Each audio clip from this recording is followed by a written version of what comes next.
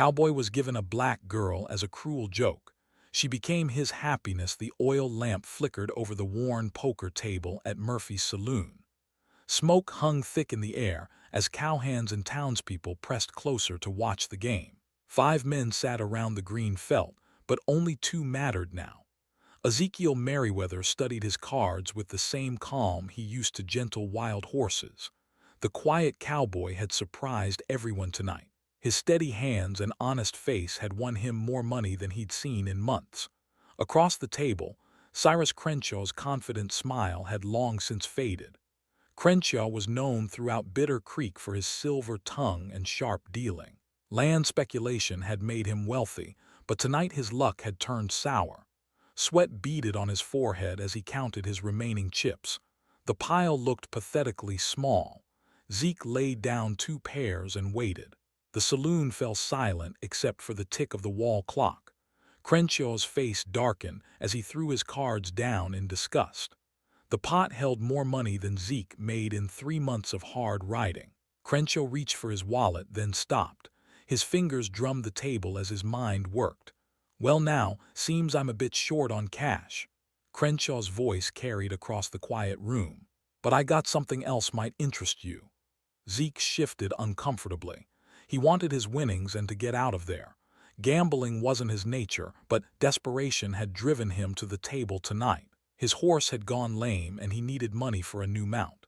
"I got me a colored gal down in San Antonio, real educated type. Can read and write better than most folks in this room." Crenshaw's eyes glittered with malice. "She's worth more than what's in that pot." The room erupted in cruel laughter. Men slapped their knees and elbowed each other. Someone whistled low. Another called out encouragement to take the deal. Zeke's stomach turned. This wasn't what he'd signed up for. He glanced around the room at the eager faces surrounding him. Every eye was fixed on him, waiting for his answer. The social pressure pressed down like a physical weight. "I don't know about this, Crenshaw. Come now, Merriweather, a deal's a deal. You won fair and square." Crenshaw leaned back in his chair. "Unless you're too yellow to collect your winnings." The challenge hung in the air. In a place like Bitter Creek, backing down from a wager meant losing respect. Zeke looked at the money on the table, then at the expectant faces around him. His conscience warred with necessity and social expectation. "All right," he said quietly. "One hand for it all." He won. The next morning, Zeke waited by the stagecoach depot with growing dread, wondering what he'd gotten himself into. The stagecoach rolled into Bitter Creek at 9:30, dust swirling behind its wheels. Zeke stood beside the depot, his hat pulled low against the morning sun. His hands trembled slightly as he watched the driver climb down and begin unloading bags. The door opened. A woman stepped out with careful dignity. She was nothing like what the saloon crowd had expected. Her dress was simple but well-maintained, her posture straight and proud. Intelligence sparkled in her dark eyes as she surveyed the small crowd that had gathered to gawk. She carried herself like someone accustomed to respect, not someone who could be owned. "You Merriweather?" The stagecoach driver consulted a piece of paper. Zeke nodded, unable to find his voice. "This here's Tessa Jameson, paid passage from San Antonio." The driver handed over a small traveling bag. "Good luck to you both." Tessa looked directly at Zeke. No fear showed in her expression, only careful assessment. She was taking his measure just as thoroughly as he was taking hers. "I suppose you're my new circumstances," she said quietly. The words hit Zeke like a punch to the gut. This wasn't some broken soul grateful for rescue. This was an educated woman forced into an impossible situation through no fault of her own. "Ma'am, he cleared his throat. "This ain't what I intended." Several townspeople had gathered to witness the spectacle. Mrs. Henderson from the general store whispered behind her hand to her neighbor. 2 cowboys from the Lazy J ranch nudged each other and snickered. Word traveled fast in Bitter Creek. Sheriff Duncan Coughlin emerged from his office across the street. The grizzled lawman had seen 40 years on the frontier and thought he'd witnessed every kind of human folly. He leaned against a post and watched the proceedings with detached interest.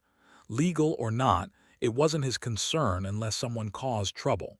"We should get moving," Zeke said. They walked through town toward his small cabin. Tessa maintained her composure despite the stares and whispers that followed them. Children peeked around their mother's skirts. Men paused their work to watch them pass. The weight of judgment pressed down from every direction. Zeke's cabin sat at the edge of town, modest but clean. He'd built it himself 3 years back when he decided to settle in Bitter Creek. 2 rooms, a small kitchen, and a lean-to for his horse. "You can have the back room," he said, opening the door. "I'll sleep out here by the stove." Tessa stepped inside and looked around. The cabin was spartanly furnished but tidy. Books sat on a small shelf, more than most cowboys owned. A Bible rested on the kitchen table beside a half-finished letter. "You read," she observed. "Some. My mother insisted on schooling before she passed." "Mine too." Tessa set down her bag, though she had to fight harder for the privilege. The comment hung between them, acknowledging realities neither wanted to discuss directly. Over the following days, their arrangement settled into an uncomfortable routine. Zeke left early for work on the surrounding ranches. Tessa kept to the cabin, emerging only for necessities. But even those brief excursions proved challenging. At Henderson's general store, Mrs. Henderson refused to serve Tessa directly. The woman would only conduct business with Zeke present, speaking to him about Tessa as if she weren't standing right there. Other shopkeepers followed suit. Children began throwing pebbles when Tessa walked to the well. Their parents watched from porches without intervening. Some even smiled.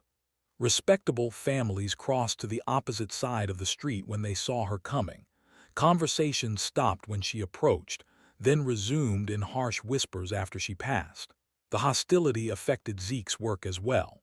Several cowhands at the Morrison Ranch made crude jokes about his housekeeping arrangements. When he didn't laugh along, they grew sullen. The foreman started assigning him jobs that kept him isolated from the other men. At the Lazy J, things were worse. 2 riders quit rather than work alongside him. The remaining hands treated him with barely concealed contempt. One afternoon, Zeke returned home to find Tessa tending to his horse behind the cabin. The mare had developed a severe limp that morning, and Zeke had feared she might need to be put down. But Tessa had the horse's hoof elevated, examining it with practiced hands. She'd located a deep stone wedged near the frog and was working it loose with careful precision. Her movements showed familiarity with animal anatomy. "Easy girl," Tessa murmured to the mare. "This will help." She extracted the stone and cleaned the wound with water and herbs Zeke didn't recognize. Then she applied a poultice and wrapped the hoof with strips of cloth. "Where'd you learn to do that?" Zeke asked. "A good doctor taught me many things." Tessa didn't elaborate, but her tone suggested fond memories. Animals and people aren't so different when it comes to healing. The horse's improvement was dramatic. Within 2 days, the limp disappeared entirely. Word spread through town, as it always did. Meanwhile, Crenshaw's bitterness festered. He'd expected Zeke to be humiliated by the arrangement, to become a laughingstock. Instead, Zeke's quiet dignity in the face of social pressure had earned him a different kind of respect from some quarters. This infuriated Crenshaw. The gambler began frequenting the saloons more often, buying drinks for anyone willing to listen to his complaints. He spoke of unnatural arrangements and questioned what kind of man would treat such a situation with respect rather than dominance. His words found fertile ground in some minds, poisoning the already tense atmosphere. The sickness came with the dawn. Mrs. Patterson found her youngest son burning with fever, his small body racked with violent cramps. By noon, 3 more children showed the same symptoms. The telltale signs were unmistakable to anyone who'd seen cholera before. Dr. Morrison had treated the territory's ailments for 15 years. He'd survived gunshot wounds, broken bones, and difficult births. But the disease that swept through Bitter Creek showed no mercy for experience. Within 48 hours, the town's only physician lay delirious in his own bed. Panic spread faster than the sickness itself. Families barricaded themselves in their homes. The healthy fled toward neighboring settlements, loading wagons with whatever they could carry. Those too poor to leave huddled behind locked doors and prayed. Sheriff Coughlin found himself managing a crisis beyond his expertise. Law and order meant nothing when death stalked the streets. He'd sent riders to Fort Collins begging for medical help, but the nearest doctor was 5 days away. Too far, too late. By the third day, 7 people had died. The youngest was barely 4 years old. Zeke returned from checking on his remaining livestock to find the town transformed. Shuttered windows stared like empty eye sockets from abandoned buildings. The few people still moving kept cloth pressed over their faces and hurried past without acknowledgement. He found Tessa sitting at their kitchen table, staring out the window at the ghost town Bitter Creek had become. "It's cholera," she said without turning around. "I've seen this before." Something in her voice made Zeke pause. Not fear, but recognition. The tone of someone who knew exactly what they were looking at. "People are dying," he said. "More will die without proper treatment." Tessa stood and began pacing the small room. Her composed mask had slipped, revealing an inner turmoil. The symptoms progressed predictably. First the fever and cramping, then severe dehydration. Most die within days without intervention. "You sound like you know medicine." Tessa stopped pacing. For a long moment, she studied Zeke's face, weighing some internal decision. "I do know medicine." The admission hung between them like a revelation. A desperate pounding on the door interrupted whatever might have come next. Sheriff Coughlin stood on the threshold, his weathered face etched with exhaustion and despair. "Merriweather, I need help." His voice cracked slightly. "Lost 3 more today. The Henderson baby won't last the night without someone who knows healing." His eyes shifted to Tessa, then back to Zeke. Pride warred with necessity in his expression. "Heard tell your woman knows about horses and such. Animals, people, sickness works the same sometimes." Tessa stepped forward. "I can help." Coughlin's jaw tightened. Accepting aid from her would shatter every social convention he'd upheld for decades. But children were dying. "What would you need?" "Clean water, lots of it. Willow bark if you can find any. Salt, sugar. Clean cloth for bandages." Tessa's voice grew stronger with each word. "And somewhere to treat people properly. The church is empty. Preacher fled yesterday." "That will work." As they prepared to leave, Tessa finally shared what she'd kept hidden. "Dr. Samuel Hartwell trained me." The name meant nothing to Zeke, but she spoke it with reverence. "In San Antonio. He was my father's employer, but more than that. He saw potential where others saw only a stable hand's daughter." She gathered supplies as she spoke, her movements efficient and purposeful. "Dr. Hartwell had no children of his own.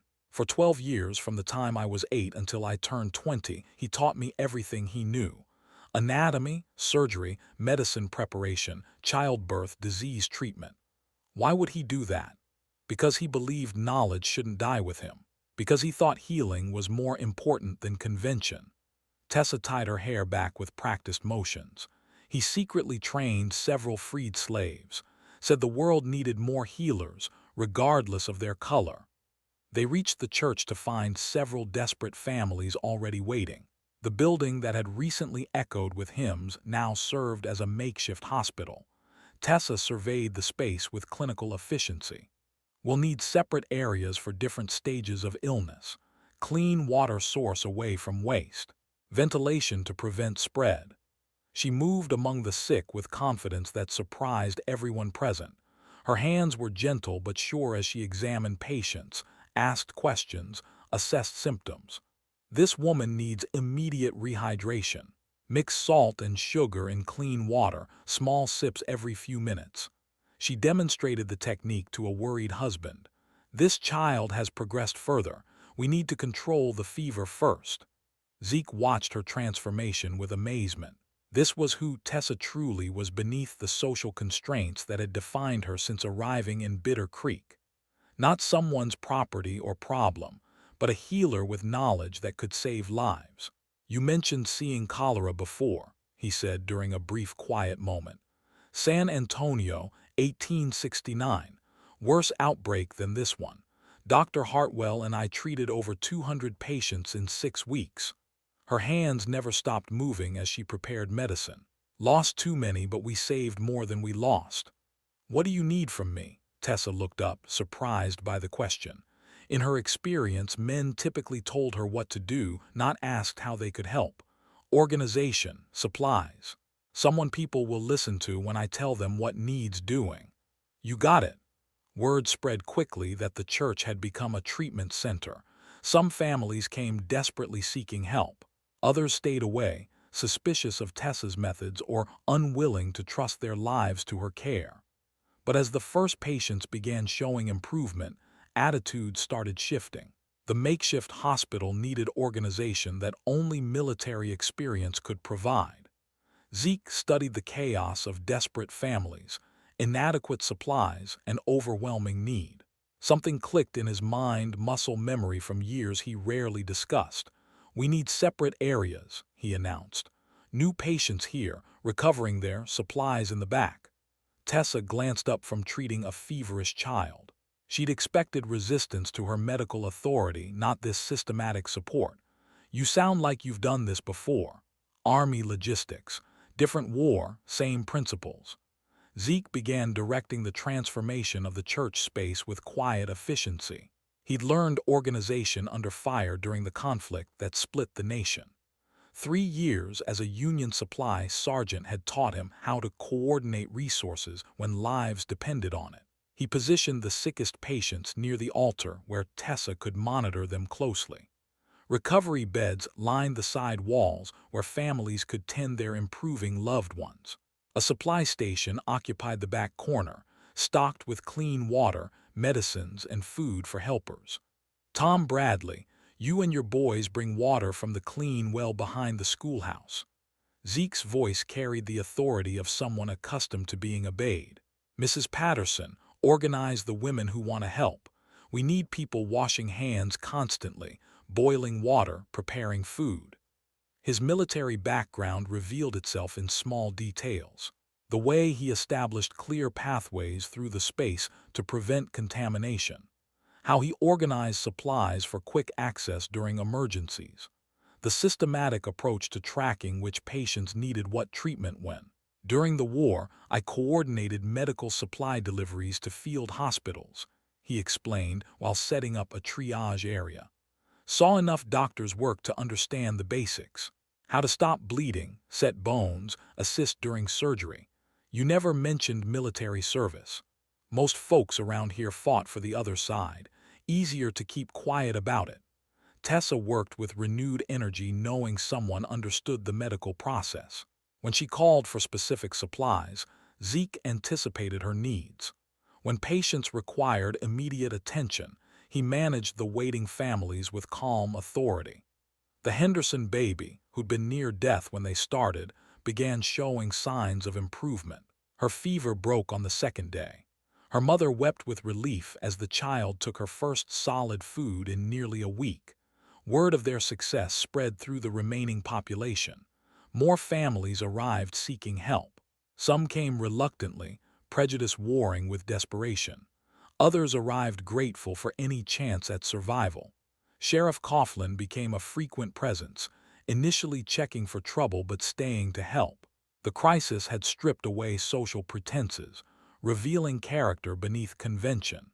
He found himself respecting both Tessa's medical skill and Zeke's organizational leadership.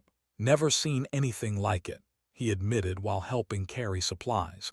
You two work like you've been partners for years. But not everyone appreciated their efforts. Crenshaw appeared at the church on the fourth day, his usual polished appearance disheveled from drinking. He surveyed the organized treatment center with obvious displeasure. Interesting setup you got here, he said loud enough for nearby families to hear. Letting her play doctor with your children. Several people looked up nervously. Doubt crept across faces that had been filled with hope moments before. She saved 6 lives already, Zeke replied quietly. Has she? Or just delayed the inevitable? Crenshaw's voice carried the practiced manipulation of a professional gambler. Mighty convenient, this sickness showing up just when she needs to prove her worth. Tessa's hands stilled over her current patient. The accusation hit like a physical blow. "That's enough." Sheriff Coughlin stepped forward. Days of witnessing Tessa's dedication had changed his perspective completely. "This woman's been working around the clock saving people. I won't have you spreading poison in my town." "Your town?" Crenshaw laughed bitterly. "Half the population's fled or dead, some success." The confrontation drew attention from throughout the church. Families stopped their activities to listen. The tension threatened to undermine everything Tessa and Zeke had accomplished. "People are getting better," Mrs. Patterson spoke up unexpectedly. Her youngest son was among those showing improvement. "My boy was dying 3 days ago. Now look at him." Other voices joined hers. Parents whose children had survived. Husbands whose wives had recovered. The testimonies came hesitantly at first, then with growing confidence. Crenshaw's expression darkened as he realized his manipulation was failing. These people had witnessed Tessa's healing work firsthand. Their gratitude outweighed their prejudices. "This isn't over," he muttered, then left. By the end of the first week, the crisis had clearly turned. New cases slowed to a trickle. Recovery rates exceeded anything they'd hoped for. The church that had been filled with desperation now hummed with quiet hope. Zeke found himself changed by the experience. For years, he drifted from job to job, never finding real purpose. Now he discovered something worth dedicating himself to. Helping Tessa heal people gave his life meaning beyond mere survival. Tessa noticed the change in him. The quiet cowboy had revealed unexpected depths during the crisis. His organizational skills and natural leadership had made her medical knowledge far more effective than it could have been alone. "We make a good team," she said during a brief rest. "Better than I expected when this started." Late at night, when the patients slept and volunteers had gone home, they would sit together planning the next day's treatments. Two people who'd been thrown together by cruelty had found something neither had expected. But Zeke had begun noticing troubling details about how the outbreak started. Questions that needed answers before the crisis truly ended. The pattern bothered Zeke more each day. Cholera didn't strike randomly like lightning or wildfire. It followed water sources, trade routes, places where infected materials gathered. But Bitter Creek's outbreak had started in scattered locations with no obvious connection. He'd learned enough about disease during the war to recognize inconsistencies. The first cases appeared simultaneously in 3 different neighborhoods. No shared well, no common gathering place, no logical explanation for the spread pattern. While Tessa treated the remaining patients, Zeke began investigating quietly. He visited the homes where the sickness first appeared, asking careful questions about anything unusual in the days before people fell ill. At the Patterson house, he found the answer. "Strangest thing," Mrs. Patterson said while folding laundry her recovered son had soiled during his illness. "Day before Billy took sick, someone left a bundle of blankets on our porch. No note, nothing. Figured it was charity from the church. What happened to those blankets? Used them that very night. Billy complained they smelled funny, but we were grateful for the warmth." Zeke felt ice form in his stomach. Anyone else get blankets like that? The Hendersons mentioned something similar. The Morrison family too. 3 families, 3 bundles of blankets, 3 locations where cholera first appeared. Zeke rode hard to the Henderson place. Mrs. Henderson confirmed the story. Anonymous blankets had appeared on her porch the day before her baby fell ill. She'd washed them, used them, thought nothing of mysterious charity until now. The Morrison Ranch told the same story. Blankets, no explanation. Sickness following within hours. Someone had deliberately infected Bitter Creek. Zeke's investigation led him to the freight office where all shipments into town were recorded. The clerk, grateful that his own family had survived thanks to Tessa's treatment, showed Zeke the delivery records without question. 3 entries caught his attention. Anonymous packages delivered to specific addresses on the same day. Paid for in cash by someone who hadn't left a name, but the handwriting on the delivery forms looked familiar. Zeke had seen that precise script before. on IOUs, on gambling debts, on the deed transfers Crenshaw used in his land speculation business. That evening, Zeke confronted Crenshaw outside Murphy's saloon. The gambler emerged unsteady from drinking, his usual polish completely gone. "Interesting coincidence," Zeke said quietly. "Blankets showing up just before folks got sick." Crenshaw's eyes sharpened despite the alcohol. "Don't know what you're talking about. Freight office keeps good records. Amazing what you can learn when people are grateful you saved their children." "You can't prove anything." "Can't I?" Zeke pulled out a folded paper. "Delivery receipt, your handwriting, payment records showing cash transactions same day blankets arrived." Crenshaw's face went white, then red with fury. "So what if I did? This town needed shaking up. Too comfortable, too set in its ways." His voice slurred with drink and desperation. "You think I wanted to spend my life in this backwater? I had plans, big plans. Plans that required people to die, plans that required people to leave." Crenshaw swayed slightly. "Buy up properties cheap when folks fled. Sell to the railroad when they came through next year. Simple business. Except Tessa stopped your epidemic." The name brought fresh rage to Crenshaw's face. His entire scheme had collapsed because of her medical knowledge. Instead of mass death and exodus, Bitter Creek had pulled together and survived. Shouldn't have been possible. No doctor for hundreds of miles. People should have died or run. He laughed bitterly. "Then your property shows up knowing more medicine than most real doctors. She saved this town. She ruined everything." Crenshaw's hand moved toward his gun, then stopped.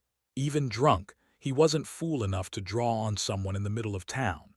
Zeke walked away, leaving Crenshaw swaying outside the saloon. The next morning, Zeke brought his evidence to Sheriff Coughlin. The lawman studied the papers with growing disgust. His transformation during the crisis was complete. The man who'd once enforced social conventions without question now saw justice in clearer terms. "This is enough to hang him," Coughlin said finally. "Will you arrest him?" "Already sent deputies to bring him in, but he's gone, cleared out sometime during the night." Word of Crenshaw's guilt spread through Bitter Creek like wildfire. The revelation that their crisis had been manufactured for profit shocked even those who'd remained suspicious of Tessa's methods. But Crenshaw had one final card to play. He returned 2 days later with a small group of armed men from neighboring towns. Men who knew nothing of Tessa's healing work or Zeke's investigation. Men who'd been told that Bitter Creek was harboring dangerous criminals. "That woman brought disease to your town," Crenshaw announced from horseback in the main street. "Used witchcraft and poison to make herself look like a healer, and that man helped her do it." Several townspeople emerged from buildings, confused by the accusations. The strangers with Crenshaw looked ready for violence, convinced they were confronting dangerous criminals. "She saved us," Mrs. Patterson called out. "Lies," Crenshaw shouted back. "She caused the sickness, then pretended to cure it. Classic con game, you've all been fooled." The moment balanced on a knife's edge. Armed strangers believed they faced criminals. Townspeople knew they faced their saviors. Sheriff Coughlin stood in the middle, his hand resting on his gun. The town's choice would determine everything. Sheriff Coughlin stepped forward, his weathered face calm despite the tension crackling through the street. The armed strangers shifted nervously, hands hovering near their weapons. Crenshaw sat his horse with desperate confidence, believing his final gambit would succeed. "Boys, you've been misinformed," Coughlin said clearly. "This man here is the criminal. Got proof he deliberately spread disease in my town." "He's lying," Crenshaw snarled. "They're all under her spell. Can't you see what's happened here?" Tom Bradley emerged from his shop, his young son beside him. The boy who'd nearly died now stood healthy and strong. "This woman saved my child's life, worked day and night when he was dying." Mrs. Henderson appeared in her doorway, her baby in her arms. The infant gurgled happily, showing no sign of the illness that had nearly claimed her.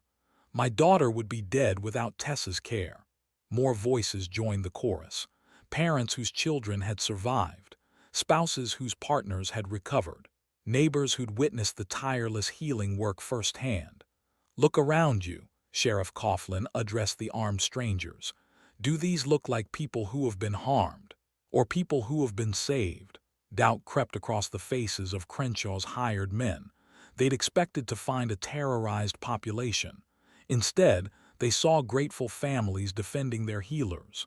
"Show them the evidence," Zeke said quietly. Coughlin pulled out the freight receipts and delivery records. This man paid to have infected blankets delivered to specific homes, started the outbreak for his own profit. The lead stranger studied the papers. His expression hardened as he understood the implications. "You telling us this fellow used us to cover up murder?" "Mass murder," Coughlin confirmed. "Would have succeeded too if not for these two." Crenshaw's desperation boiled over. "You can't believe them over me. I'm a respectable businessman. They're nothing but a broken-down cowboy and his property." The words rang hollow against the mountain of evidence and testimony. Even his hired men began backing away, unwilling to associate with someone who'd poison an entire town for money. "Cyrus Crenshaw, you're under arrest for attempted murder, conspiracy, and public endangerment," Sheriff Coughlin announced. Crenshaw reached for his gun. Three of his own men drew faster, unwilling to let him make them accessories to more violence. The would-be land speculator found himself looking down multiple barrels. "Don't make this worse," the lead stranger advised. "You've dug a deep enough hole already." The arrest happened without gunfire. Crenshaw's grand scheme collapsed as completely as his cholera plot had failed. Within an hour, he was locked in the town jail awaiting trial. That evening, the town council convened an emergency meeting. The crisis had changed Bitter Creek's leadership as much as its people. Men who'd once enforced rigid social hierarchies now faced new realities. "We need a permanent medical practitioner," Councilman Morrison announced. "Someone who knows healing and has proven themselves under pressure." "I nominate Tessa Jameson," Sheriff Coughlin said without hesitation. "Best qualified person in 300 miles." The vote was unanimous. Zeke found himself appointed as deputy sheriff and medical assistant. His organizational skills and natural authority had impressed everyone during the crisis. The town needed leaders who could handle emergencies with competence and courage. 3 months later, Bitter Creek looked like a different place. The church had been converted permanently into a medical clinic. Tessa's practice thrived as word spread throughout the territory. People traveled days for treatment from the skilled healer who'd stopped a cholera epidemic. She'd started a small medical school, teaching basic health care to local women. Knowledge that had once been restricted now spread freely to anyone willing to learn. Zeke managed the clinic's operations and served as deputy sheriff. His military experience proved invaluable for both roles. The quiet cowboy had found his true calling in service to others. The integration happened gradually, but inevitably. Children who'd been saved by Tessa's medicine didn't see color in their healer, only caring hands that had eased their pain. Their parents followed suit. Murphy's saloon still hosted poker games, but the cruel laughter had been replaced by respectful conversation. The same room where Tessa's fate had been decided as a joke now welcomed her as an honored member of the community. 6 months after Crenshaw's arrest, Bitter Creek celebrated its first integrated harvest festival. Families of all backgrounds shared food, music, and stories. The divisions that had once seemed permanent proved temporary when faced with shared humanity. Tessa and Zeke sat on the clinic porch, watching children play together in the street. The cruel joke that had brought them together had become the foundation of genuine happiness and community transformation. "Never imagined it would turn out like this," Zeke said. "The best outcomes rarely match our expectations," Tessa replied. The sunset painted the sky in shades of gold and crimson. In the distance, new families were arriving to settle in a town known throughout the territory for its medical care and welcoming spirit. Bitter Creek had found its soul through crisis and emerged stronger. And that is all to the story, for now. Please let me know where you are tuning in from. Perhaps we will create a story there. Consider liking this video and subscribing to our channel. And if you enjoy our content, click this video on your screen. I promise you it's worth watching. See you tomorrow.